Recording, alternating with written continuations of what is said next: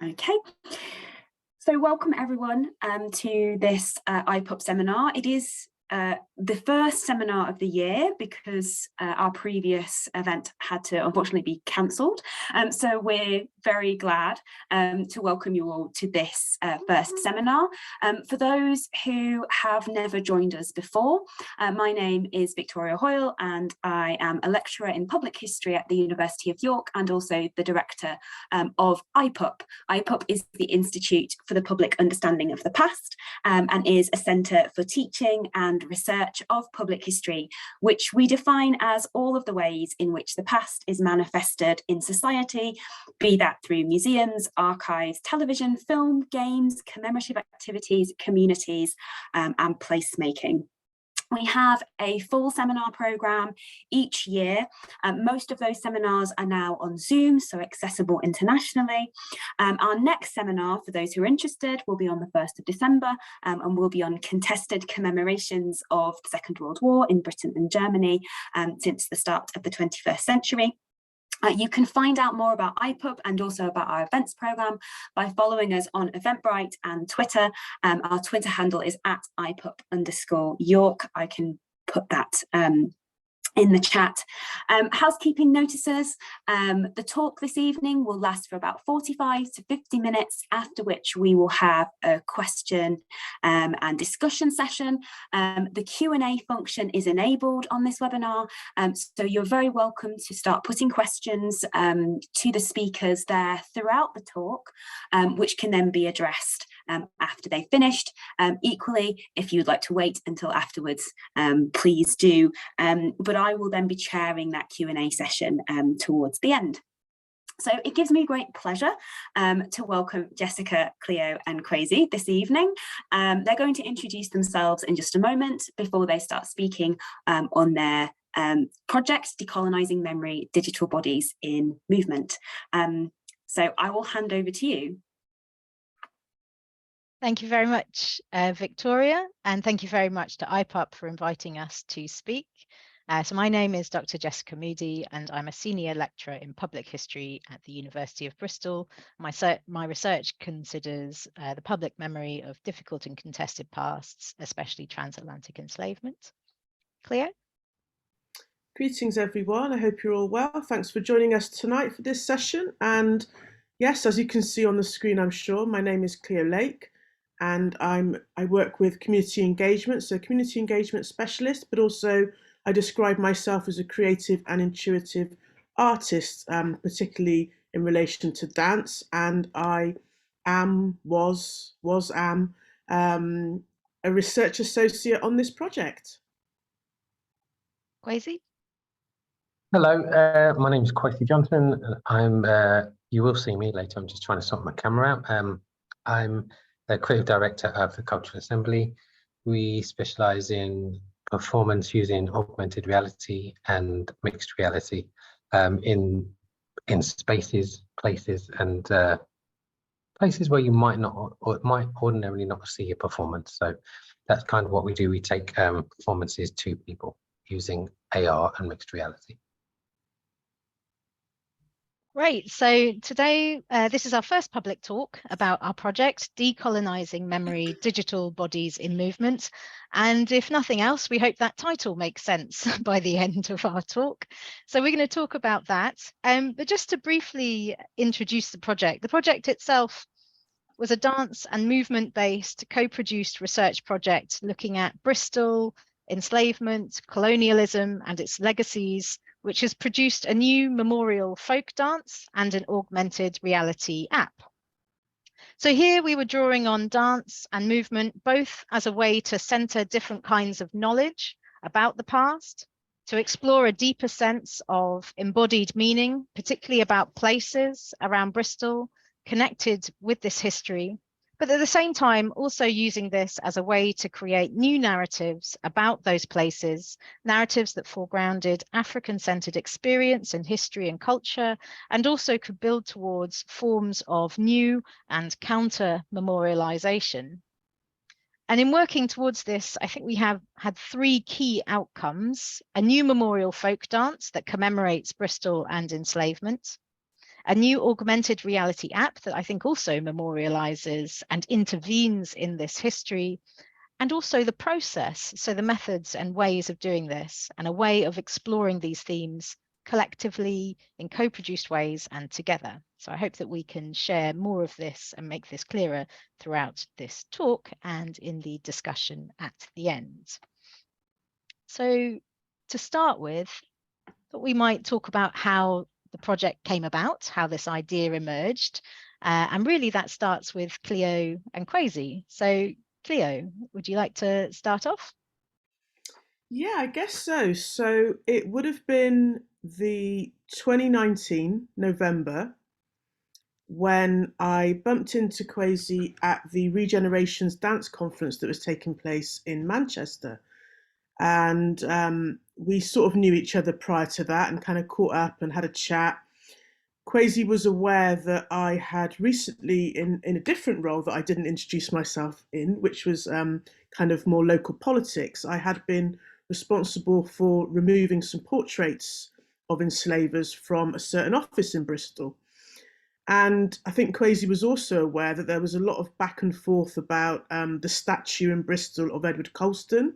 And he sort of asked me, for a bit of an update. As you can see here, you can see the current plaque on the plinth, the empty plinth of Edward Colston, and we discussed that. And Kwesi was sort of asking me what's going on, and I explained there was some discussion about a different plaque appearing on the plinth with the statue at the time, because there was also the emergence of a gorilla plaque that kept coming up. And the city was kind of back and forth about a reinterpretation and, a more extensive description of Edward Colston other than what you can see there on your screen. And Kwesi just presented an idea of saying, well, you don't need to wait, you don't need to ask permission. You can actually, or we can actually, or someone can develop augmented reality whereby people can write their own plaque, have their own interpretation, and use their phone. Very accessible, fairly easy to go and, put your phone towards the current plaque and have a different interpretation. And he actually sent me a demo of that as well. So that's kind of where the discussion started. I don't know if Kwesi wants to sort of add to that, or yourself, Jessica. I think from there, well, to go into a lot of detail, I managed to meet you, Jessica, in a roundabout way, through a different panel I was on and someone who I was on the panel with, or I should say in a debate about reparations with. And then it seemed a very good match-up to some of the ideas that Kwesi and I were discussing, and we sort of took those discussions further. Yeah, and I think then we started having some initial discussions about what this project might look like, and in particular how we might involve dance as an important part of your background, Cleo, as ways of intervening, as ways of kind of creating new sorts of memorials. And then the pandemic happened, and then the Colston statue came down, and it was after that really that we started bringing the project as it is together. So I think this is a good time for me to say that this is part of a larger project that we're one strand of. So the public engagement team at the University of Bristol in particular drove forward this project, bringing together partners and academics at the University of Bristol. Citizens Researching Together is the name of the project, that are working on reparations, reparatory justice through different kinds of research. So we have research going into Bristol capital and enslavement that looks at the compensation records and how those affected Bristol in the 1830s onwards and the legacy of that. Bridging Histories, which was a collaborative learning project, and the Global Majority Teachers Project that's looking at ways to co-produce new ways of teaching this history with teachers in Bristol. And this was funded by a UKRI Citizen Science grant. And what that means is citizen science is a kind of methodology used mainly in the physical sciences and natural sciences that brings together hundreds of thousands of people, often members of the public, anyone who wants to get involved. And often it's things like people counting butterflies in their back garden as a way to kind of co-produce a sort of science-based research methodology. And here, I think the UKRI was particularly interested in what that might mean for arts and humanities. You know, how can you apply sort of citizen science methodologies to the arts and humanities who traditionally don't necessarily, well, they thought didn't really work in that way. I think actually there's a lot of research that happens in the humanities, and especially history, that is co-produced.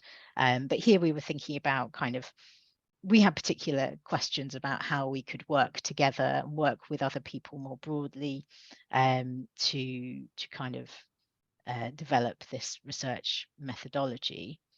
And to that end, we had a set of research questions for ourselves as well that were kind of broken down into sort of topic and method. So our research that we wanted to carry out was both about what can we find out about Bristol and its history of enslavement. Oh, sorry, I've skipped ahead. Through using dance and movement in particular, and how can we use other creative methodologies to find out more, go into a deeper meaning about this, value different types of knowledge throughout that, think about what sites of memory, what places around Bristol people connect with this history.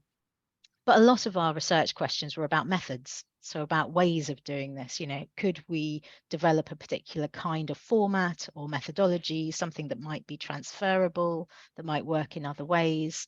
And how can we do this by adopting a decolonial practice and developing African-centered methodologies within this? And how far could we use dance as a way of both researching this history, but also forging and forming new kinds of memorials through this? So that's sort of where we come to from that. And so I just wanted to say a little bit about the people that we have working with us. So we recruited citizen scientists to work on this project. And we sent out a kind of open call. Anyone could sign up and register. And I think, you know, whereas the big science, naturalist science projects might have hundreds, even thousands of people working on them, our group was relatively small, but we think that worked quite well for what we were wanting to do. And we ended up with quite a, you know, a good core of people that by the end that we had.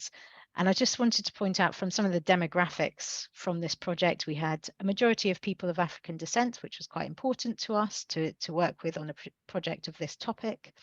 But also that we had a really wide age range of people that were involved in that. And that was really wonderful that we had that sort of broad age range of people involved. And so the bulk of what we did, this kind of heart of the work were these workshops. And so we had 7 workshops that ran from November last year through to May this year. And they were run hybrid. So we were running those both in person at the Malcolm X Centre in St Paul's and online at the same time, which had its challenges, I think it's fair to say. But it also meant that people could join who wouldn't otherwise have been able to join, either for health and accessibility reasons or geographically. So we had, as much as we had people from Bristol, we also had people from Italy and Tanzania, of course, where Kwesi was joining us from. And then we also had our mid-month meetings that were held online to kind of check in, and they were mainly kind of discussion based, but we also had activities with those as well. And across all of these workshops, we had a program of activities and exercises that were quite structured, that were based around movement, about drawing, about these different kinds of activities that we introduced. We had invited speakers, we had a masterclass, walking tours, and as I say, discussions, and we'll talk a bit more about that in a moment. And I think, you know, the focus of all of these workshops really was about using movement as meaning.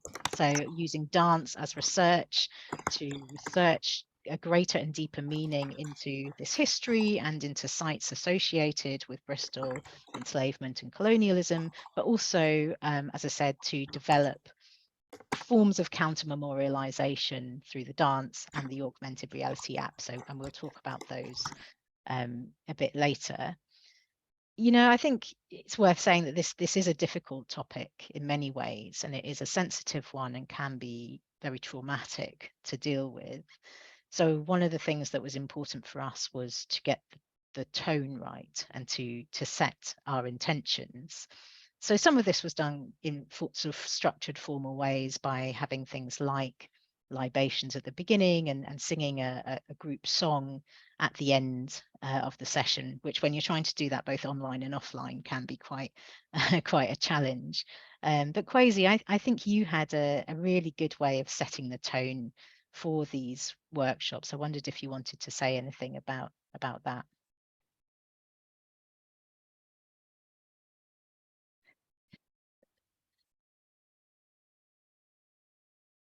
Sure. Yes, sorry about that.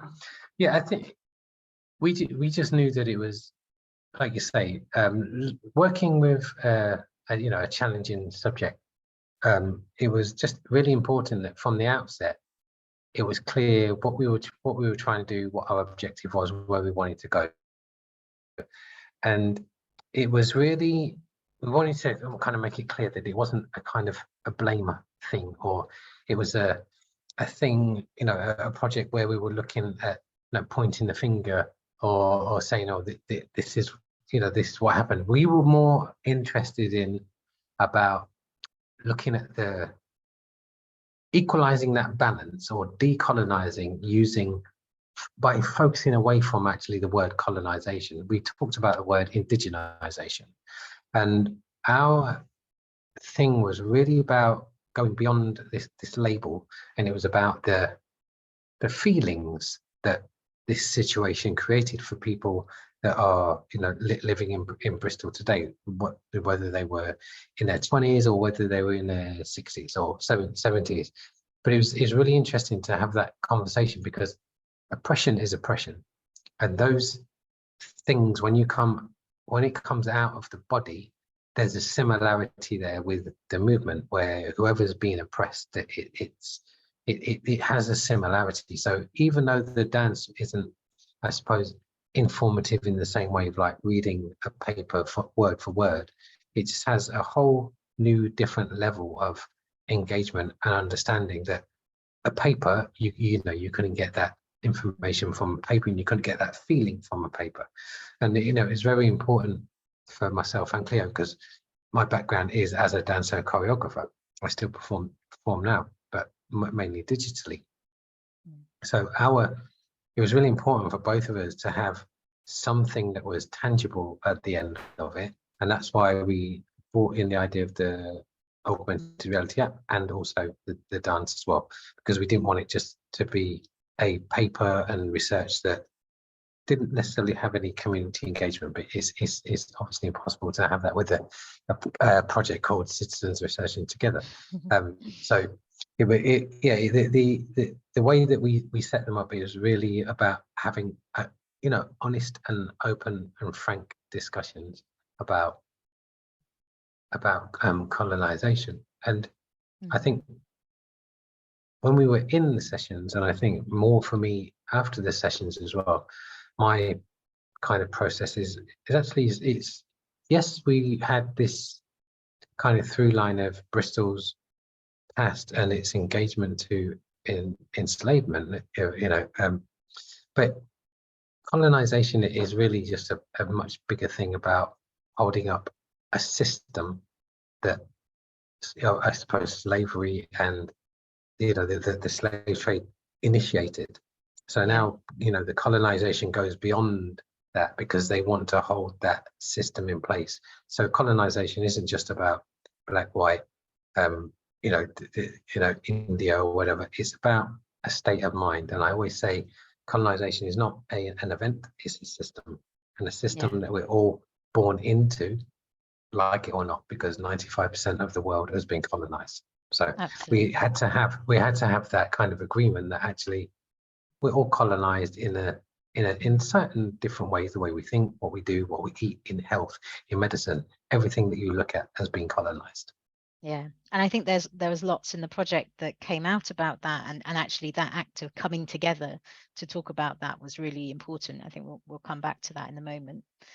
I just wanted to stop and think about dance in particular, and think about why we focused on using dance and movement in this project.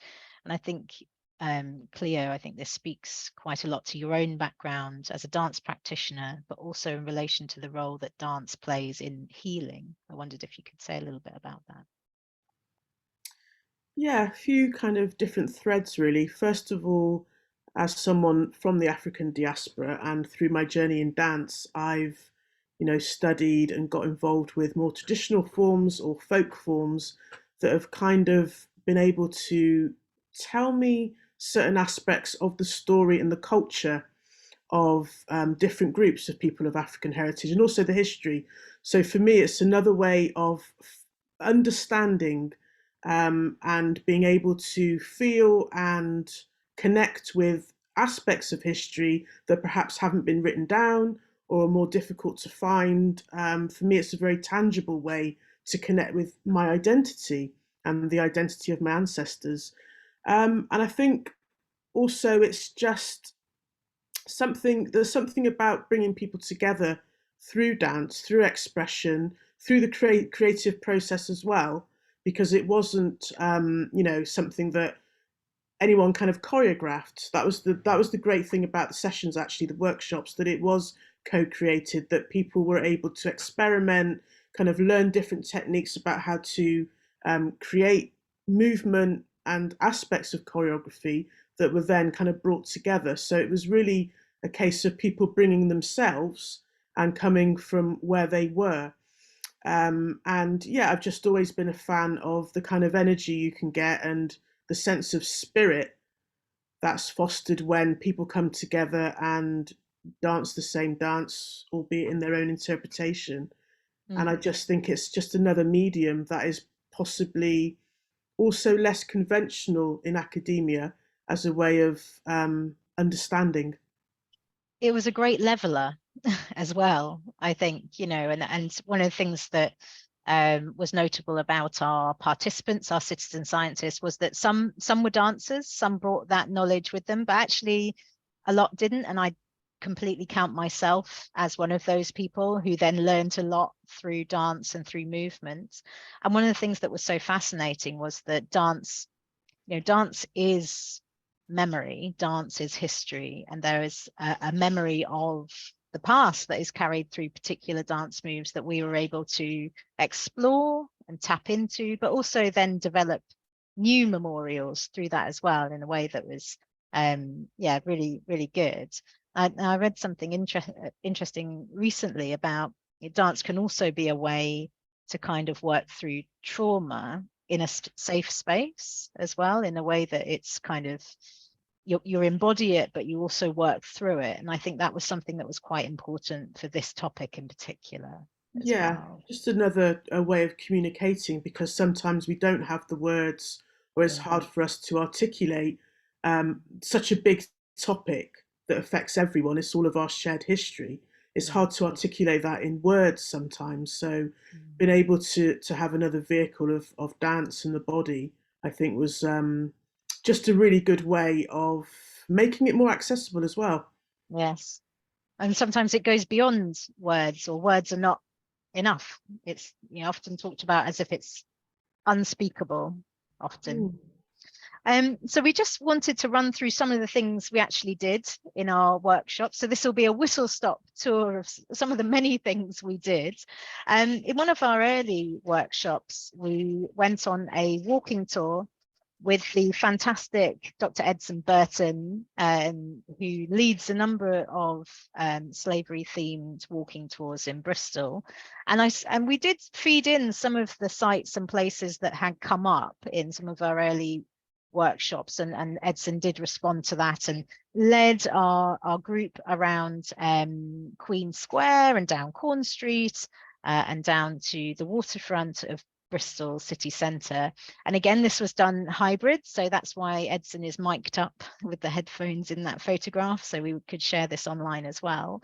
But then when we came back into a space together, we had a really interesting exercise of talking through the walk in pairs and small groups, and then developing movements out of that in a way that I think was really effective, because people had just been on that walk, but also perhaps as a way of processing that as well. And there were some movements that are in the dance we'll show in a moment that come directly out of this exercise. And we, throughout the project, then we were thinking about these places around Bristol cityscape or memory scape, which touch on this history of Bristol and enslavement, and could then feed in particularly to the augmented reality app that is so very site-based. So we had, you know, a big map, and we thought about these places and talked about these places.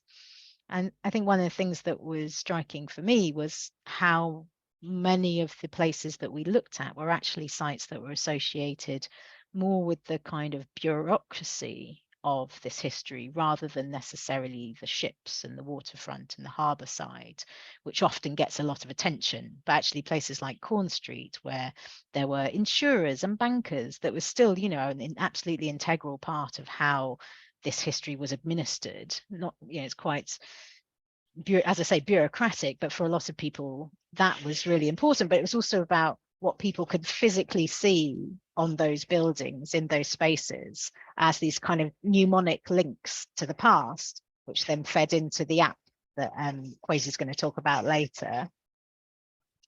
And we had an invited speaker, Paul Emme. I wondered, Cleo, if you wanted to say something about why it was important to invite Paul Emme to speak.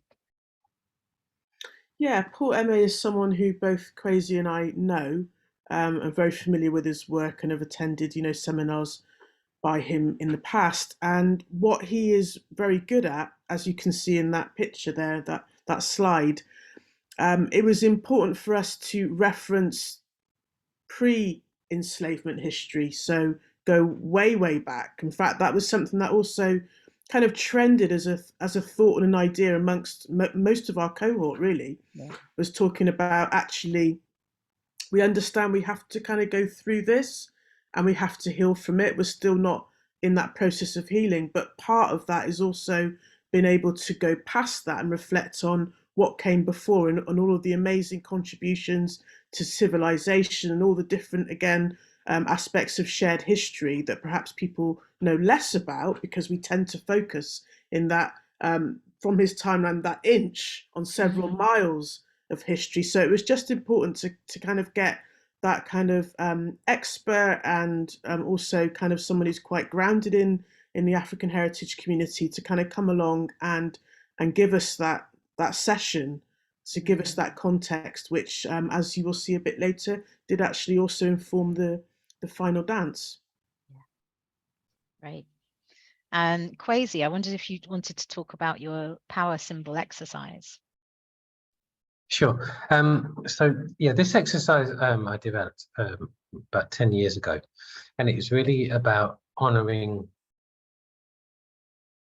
people that are special to us, that have given us purpose, that have given us something important. Now, those people don't have to be alive, they don't have to be necessarily in your circle, they actually don't even have to know you. It's basically people, whether they're famous, whether they're in your family, whoever they are, it's about people that have given you strength, people that have given you positivity, basically made you the person that you are.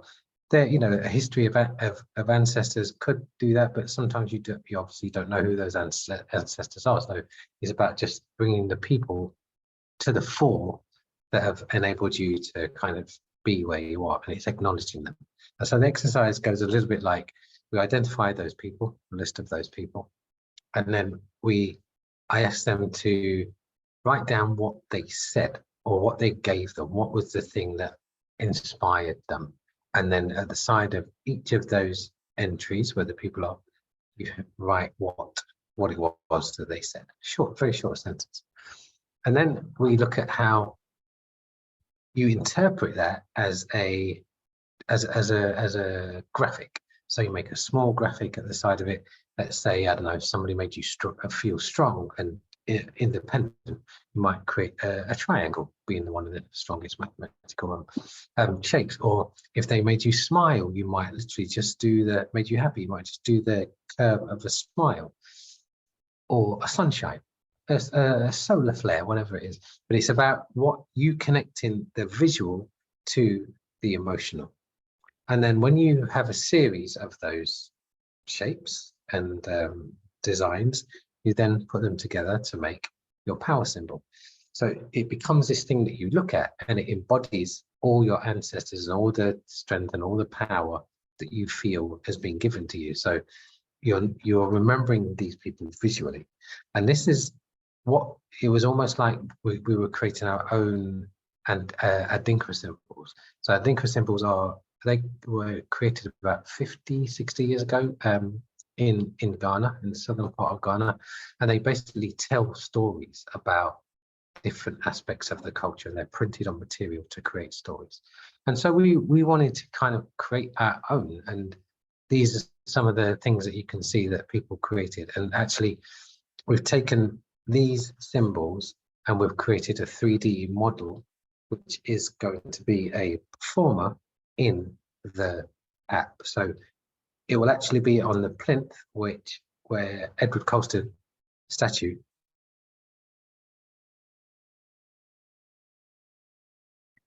Kwesi's frozen for a moment. Used to inhabit. And the reason why, am I back? Am I back? Am I back? You're back. You're back. Yeah, back. So where did you hear until? Where did I get? Up to the plinth. Okay, so he's going to this model is going to be on the plinth where Colston once stood.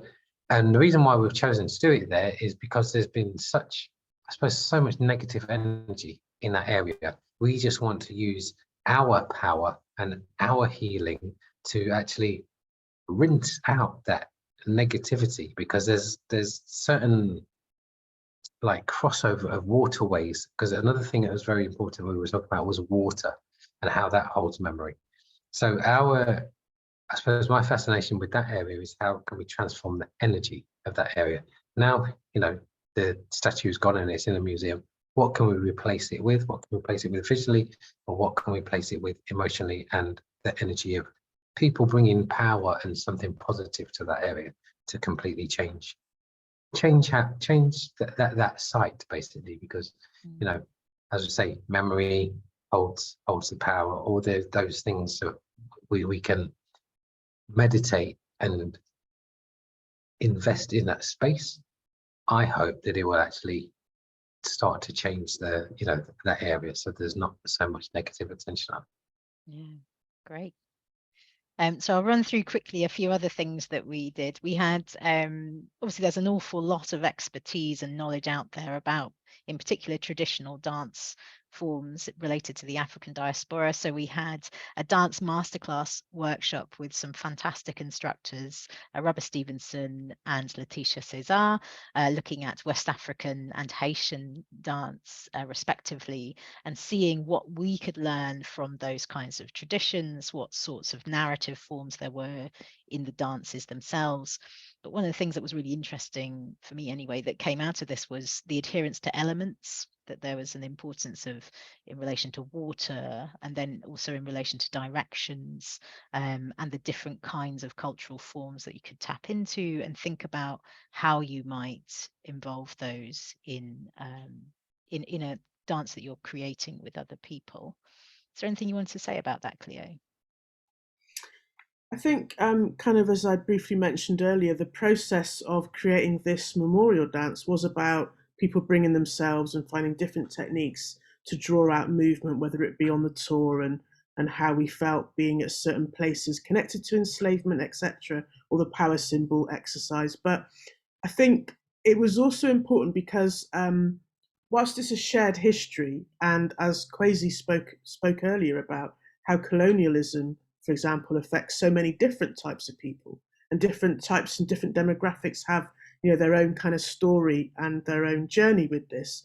This was very much kind of centered on African enslavement, And so for me, certainly, and for others, it also felt that whilst we also wanted to be as creative as possible and just see what unfolded from our creative exercises in terms of the dance we would create, it was really important that it also had a kind of backbone of African-centered dance and movement. So that's why we brought in Norman Rubber Stevenson, who's probably one of our most established practitioners of traditional African dance in Bristol, who, as you said, was also able to teach us a dance from the Ewe tribe in Ghana, or the Ewe ethnic group in Ghana, which did focus on different elements and how to evoke and also try to bring into reality hopes or aspirations, which I think was an important part of the healing journey. And also Letitia Caesar, who is Haitian American dance practitioner working in Bristol, who again was able to sort of ground us in sort of traditional and folk movement, but also tell us about the aspects of resistance from Haitian culture. And I think that was also quite healing and empowering, and an important aspect to have within our dance that we sort of drew from and kind of adapted slightly within the finished dance. Yeah, great. And this is an image from our final workshop when we were sort of bringing a lot of the pieces together, really. And we had an exercise that we'd started in one of our online workshops where we had a Padlet, and we were trying to bring together this idea of a dance narrative. You know, what would it mean to have a beginning and a middle and an end to this dance, and how do we direct the right kind of, or the most appropriate kinds of movements there? So we had an intention setting exercise here. So I think the movement that some of our participants there are enacting is empowerment from this passage of the dance. But again, we sort of brought in other things like elements. What elements would you want to connect to in sort of the beginning, the middle and end of the dance? And I just wanted to throw in these images here because I think for me, one of the things that is so meaningful and rewarding about working with a group of people, some of whom you've never met, most of whom you've never met before, is that actually working collaboratively and co-producing work can be really surprising. People have talents and skills and interests that they bring to a group, and that might be poetry. So one of our participants wrote a poem inspired by the project. And then another one of our participants was an architect, but also an artist, and did these really interesting drawings. So the middle image is about how she was trying to draw movement in a way of thinking about how you might do that. But she also did the image at the side there about that seems a bit more kind of sort of, I don't know, bringing more slick images together in design, but it's still really striking, I think. So that's a point about surprise. So when we came to the end of our workshops, it didn't stop there. From that point onwards, it was about teaching and sharing the dance. So we had a number of different events that we then wanted to teach the finished dance to new people. So we taught this in Bristol Cathedral, that's the image on the left, at the community launch of The World Reimagined, which Cleo led in Bristol and in Swansea, I believe. And I think there's something actually quite useful there about being able to tap into other community events, other arts and cultural events within the city as well, as a way to kind of link these up and share the dance more broadly. Because I think the idea was never that it would just be something owned by us or owned by the group. The idea was always that this could be a memorial in itself that could be performed more widely. And in that vein, we also recorded a video tutorial, which you can see on YouTube if you want to learn the dance as well, and takes you through step by step how to perform that. And so now what we'd like to do is show you a video of the dance, which is about 4 minutes long. So I'll get that up. Cleo, is there anything you wanted to say introducing this? So this is a performance that took place on August the 23rd on College Green outside Bristol Cathedral. No, not really. We after we devised the dance, pulling all the different threads together, we decided to go for a track called Kunta Kinte dub rhythm, which is a 1970s track, and we thought it was quite in line with the theme of what we were trying to do, and also kind of references Bristol's kind of music culture. We probably won't be able to show all of the dance because I know we're running out of time. We've got about 6 or 7 minutes left. I know we need to get on to Kwesi, who's going to show us something exciting with the app, which is kind of the latest bit of where we're at. But we're just going to play it through, and I'm going to try and talk you through where some of the movements have come from. So if we start, this opening movement where we've kind of got the hands in a sort of triangle shape on the abdomen, this is it is about centering and grounding, but it also references thinking more about the ancient past, and actually something that Kwesi shared with us, which was the work of Dr. Marie Charles, which references kind of statues, monuments that she's discovered more from a kind of archaeology perspective of the evidence of ancient African civilizations in Europe. And as you saw, we kind of picked humanity up, civilization, and cradled it in our arms. The next movement was actually something that kind of Kwesi came up with, possibly through the symbol workshop. This movement referenced, in part, was taken from one of the dance that Rubber taught us. And again, kind of thinking about the different elements, thinking about reverence to our ancestors as well. This movement is what Letitia gave us, and again thinks about all of our different aspects of our body, so kind of the gut, the intuition, the heart, the head, the crown, the chakras as well, also the third eye. We are actually performing this just outside the Colston window, Bristol Cathedral as well, which was quite significant for us. Is this sort of taking a breath, reaching out, collectively drawing in, reaching up, reaching out, as you can see quite literally there, all the importance of the breath.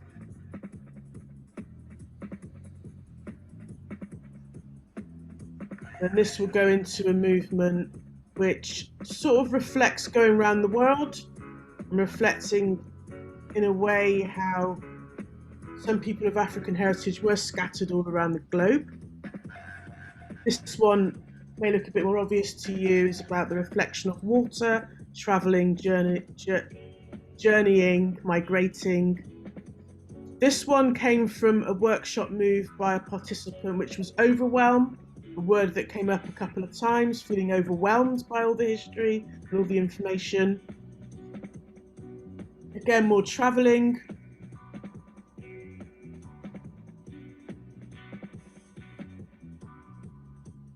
This one kind of draws into more of a traditional West African dance move, just thinking about our strength and our resilience. Again, this movement is coming from Letitia. This one was a bit more creative, but was kind of thinking about the rocky foundations in terms of what's been presented to us as truth in Bristol. This was from a participant, Antoinette, who may be on the webinar actually, and it was kind of coming from cane cutting, but for us, we also took that literal action of kind of chopping down injustice and other aspects. That's putting our burden down, that's digging into our backbone, our DNA, our strength of our ancestors coming collectively there in the circle. This movement, again, it is sort of thinking about resilience and resistance, but also what was important to us was that we thought about, whilst the focus was kind of Africa and African heritage and history, it was important for us to also consider indigenous communities of the Caribbean. That was Dr. Jessica Moody's move there of toppling the statue yeah, Broccolston statue, but then rebuilding with that Sankofa, the Adinkra heart there. So rebuilding with love and starting again. Was that really 4 minutes? It went so quickly, didn't it? It did go really quickly, yeah. Fantastic. So I think since we're a bit pressed for time, we might carry on quickly. So this was just that we shared the dance in a few places. That's Freshers Week at the University of Bristol. I think if we could move on to talk about the augmented reality app, which is the final phase of this project and is due for release in a few weeks' time. So I'd like to hand over to you, Kwesi. Thank you, Jessica. I need to share my screen. That's it. Okay, fantastic. So you'll see some of the references that Cleo's been talking about Sankofa symbols, as we've talked about earlier. And it seems to, a lot of these things have kind of gone through the whole of the project, for the workshops, through the dance, through the discussion, and now they're obviously making it into the app. So the app will allow people to take a journey around Bristol, starting in Queen Square, and it will just capture some of the buildings and some of the areas which were built through the rewards of the slave traders that lived there, that built the city, that created the university, that they did, they did good, but they also did terrible things. So we are kind of bringing that idea to the app, but what it's built on is this idea of the 5 stages of grief, which are to do with denial, anger, depression, acceptance, and reasoning. And for me, that was important to have that idea, because as there's a lot of people going through these stages of grief, and so it gives, there's slightly different energies through in each thing. But this is just a few clips of some of the things that we're playing with. Oh, I don't think I turned the sound on. Hold on, let me just stop sharing. I don't think I clicked sound share. 1 second, there we go. Okay, here we go. So we'll have now tap the screen to place your object. And it won't be me talking, this is just a placeholder. You should see the heart-shaped Sankofa symbol appear where you click the screen. Go ahead, walk around it. This is an Adinkra symbol called Sankofa, meaning go back and get it, and Adwo, together, which means calmness. It is a symbol for peace and tranquility and quiet.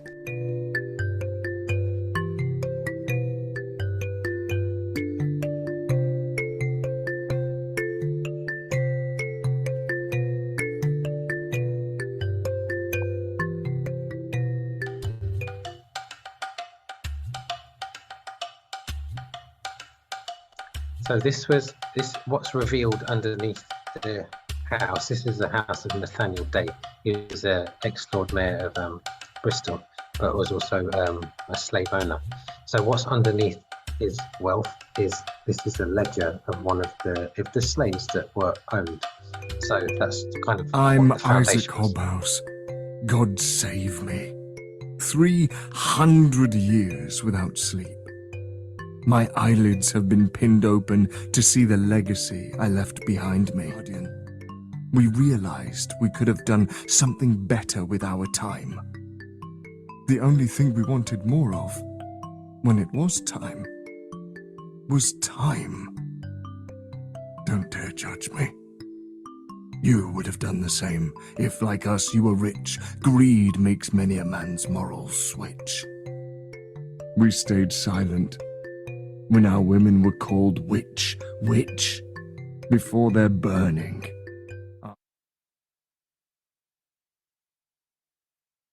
So that last section was obviously when they'd passed over and realised the error of their ways. This is a mock-up of there's a place called Gore in Senegal, and this is a place of no return, where a lot of Africans, this is the place where they left their country and were never to come back. So when this is placed in Queen Square, this you'll be transported along the tunnel in the same way, and then you arrive in, I won't give it away, I'll just say it.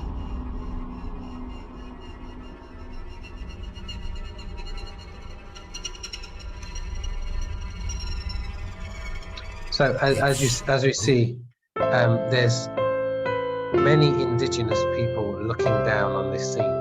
As we said, it is about colonization, which the cane and the sugar falling from the sky is a bit about Bristol and the slave, but there's so many indigenous people that have suffered from colonization, and they're the people that are kind of judging and looking down.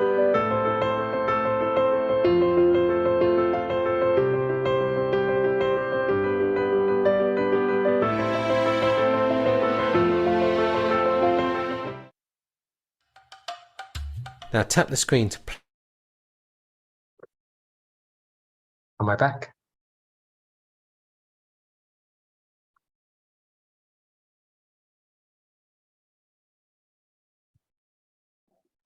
You're muted, Jessica.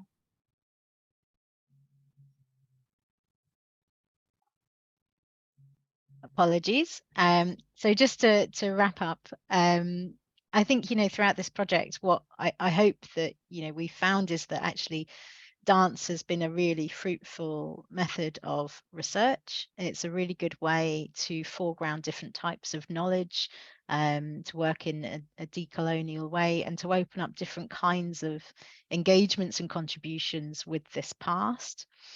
I think that one of the key things for us, and this is certainly something that came through from our project evaluation as well, was that one of the most meaningful parts of the whole process has been the collaborative nature of it, of actually kind of coming together with a group of people doing this collectively. And that was important both for us and for our group.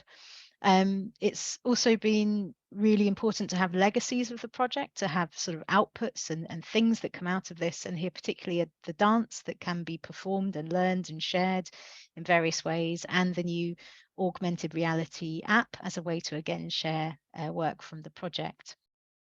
And I guess for the time that we have left for the discussion, we wanted to pose a question to the audience, was that, you know, if there was something that you wanted to do that was similar, what would you want to know from us, from our experience, in order to develop a similar project? Is there anything else you'd add to that, Cleo and Kwesi? No. No. Okay, well, in which case, thank you very much, everyone, for listening. Hope we didn't go over time too much. If you want to find out more about the project, we have various means on the screen, website, socials, etc. So thank you very much for listening. Thank you very much, all. Jessica, if you wouldn't mind, that's fantastic. I am just going to stop our recording there so that we can move into